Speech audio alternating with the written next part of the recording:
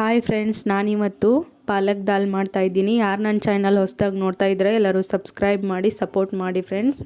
ನಾನಿವಾಗ ಬೇಳೆನ ಬಾಯ್ಲ್ ಮಾಡಲು ಇಡ್ತಾಯಿದ್ದೀನಿ. ಒಂದು ಕುಕ್ಕರ್ ತೊಗೊಂಡಿದ್ದೀನಿ. ಕುಕ್ಕರ್ಗೆ 2ರಿಂದ 2.5 ಗ್ಲಾಸ್ ಅಷ್ಟು ನೀರು ಹಾಕ್ಕೊಂಡಿದ್ದೀನಿ.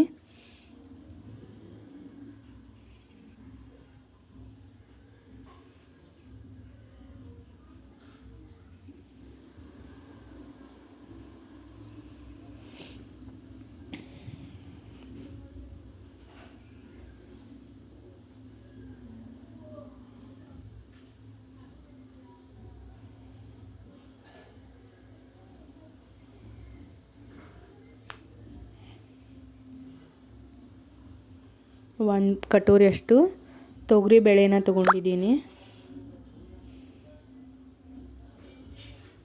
ನಂತರ ರುಚಿಗೆ ತಕ್ಕಷ್ಟು ಉಪ್ಪನ್ನ ಹಾಕಿದ್ದೀನಿ. ಒಂದು ಅರ್ಧ ಟೇಬಲ್ ಸ್ಪೂನಷ್ಟು ಅರಿಶಿನ ಕೂಡ ಹಾಕಿದ್ದೀನಿ.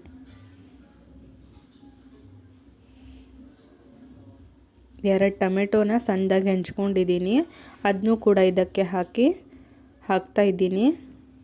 ನಂತರ ಕುಕ್ಕರ್ ಮುಚ್ಚಳವನ್ನು ಮುಚ್ಚಿ 3ರಿಂದ 4 ವಿಸಿಲ್ ತಗೋಬೇಕು.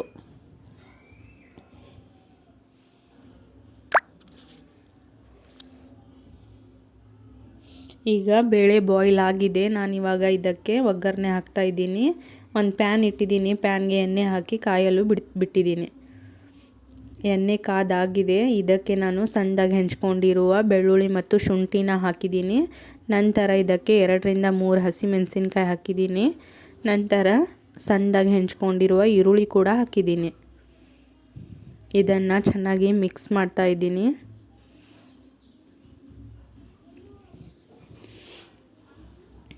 ಈ ಥರ ಗೋಲ್ಡನ್ ಬ್ರೌನ್ ಆಗೋವರೆಗೂ ಸ್ವಲ್ಪ ಇದನ್ನ ಫ್ರೈ ಮಾಡ್ಕೋಬೇಕು.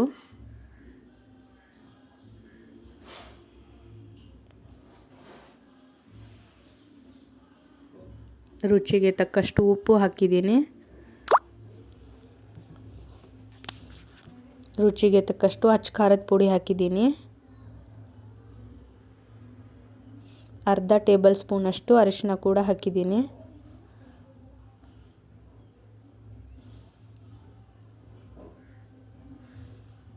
ಜೀರಿಗೆ ಪೌಡ್ರ್ ಹಾಕ್ತಾಯಿದ್ದೀನಿ.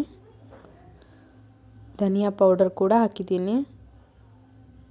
ಇದನ್ನೆಲ್ಲ ಸೇರಿಸಿ ಚೆನ್ನಾಗಿ ಮಿಕ್ಸ್ ಮಾಡ್ತಾ ಇದನ್ನು ಫ್ರೈ ಮಾಡ್ಕೋಬೇಕು.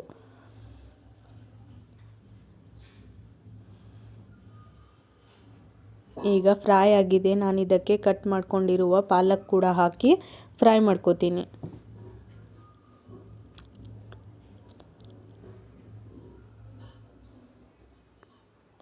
ಪಾಲಕ್ನ ಬೇಳೆ ಬಾಯ್ಲ್ ಮಾಡುವಾಗ ಕೂಡ ಹಾಕಿ ಬಾಯ್ಲ್ ಮಾಡ್ಕೋಬೋದು. ಆದರೆ ಈ ಥರ ಎಣ್ಣೆಯಲ್ಲಿ ಫ್ರೈ ಮಾಡಿದರೆ ಇನ್ನೂ ಟೇಸ್ಟಿಯಾಗಿ ಬರುತ್ತೆ ಅಂತ ನಾನು ಫ್ರೈ ಮಾಡ್ಕೋತಾ ಇದ್ದೀನಿ.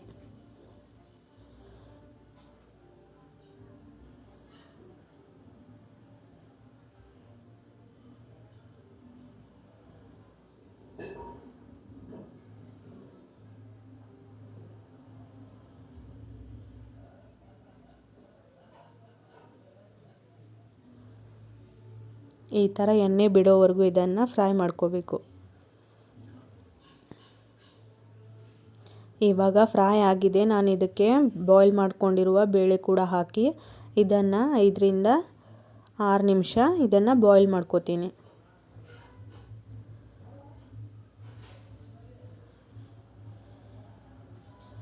ಮೇಲ್ಗಡೆ ಸಣ್ಣದಾಗಿ ಹೆಂಚ್ಕೊಂಡಿರುವ ಕೊತ್ತಂಬರಿ ಸೊಪ್ಪು ಕೂಡ ಹಾಕಿದ್ದೀನಿ. ಈಗ ಮುಚ್ಚಳವನ್ನು ಮುಚ್ಚಿ ಇದನ್ನು ಸ್ವಲ್ಪ ಹೊತ್ತು ಬಾಯ್ಲ್ ಮಾಡ್ಕೋತೀನಿ. ನೋಡಿ ಫ್ರೆಂಡ್ಸ್, ಈ ಥರ ಕುದಿ ಬಂದಿದೆ. ನಾನಿವಾಗ ಇದನ್ನು ಸರ್ವಿಂಗ್ ಬೌಲ್ಗೆ ಸರ್ವ್ ಮಾಡ್ಕೋತೀನಿ.